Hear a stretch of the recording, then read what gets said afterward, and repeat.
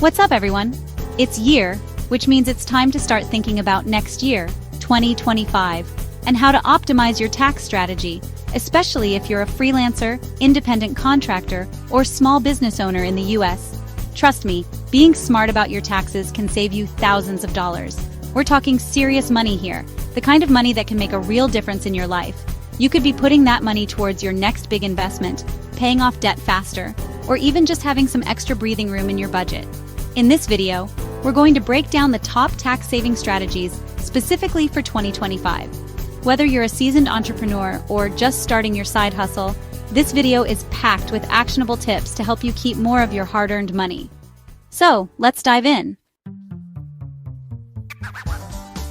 Now, the first thing you need to understand is how self-employment taxes work. Unlike W-2 employees who have taxes withheld from their paychecks, as self-employed individuals, we're responsible for paying both the employer and employee portions of Social Security and Medicare taxes.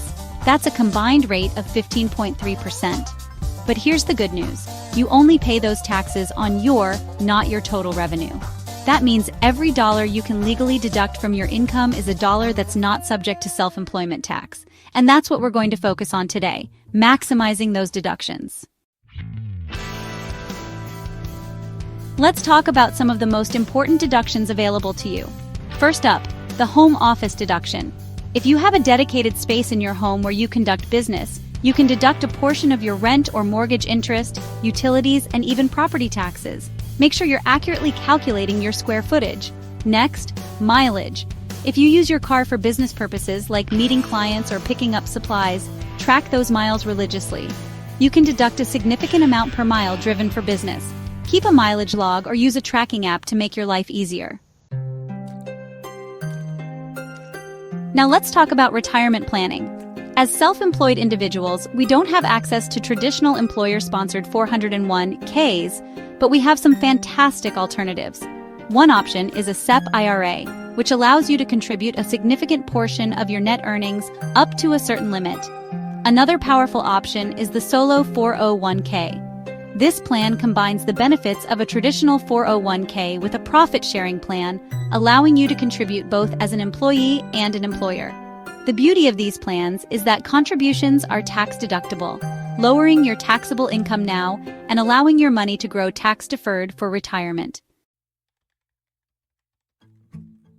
Now, let's talk about estimated taxes. Since we don't have an employer withholding taxes throughout the year, we're required to make estimated tax payments to the IRS quarterly. Failing to do so can result in penalties, and nobody wants that.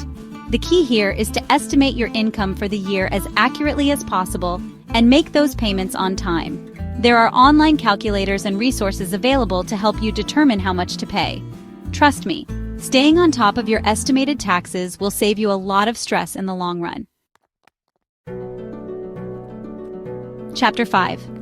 Every year, the IRS makes updates to tax laws and deductions, so it's crucial to stay informed. For 2025, pay close attention to any changes in standard deduction amounts, contribution limits for retirement plans, or new tax credits that you might be eligible for. The IRS website is a great resource for staying up to date, but subscribing to reputable tax publications or consulting with a tax professional can also be incredibly helpful. Remember, knowledge is power when it comes to taxes. Chapter 6.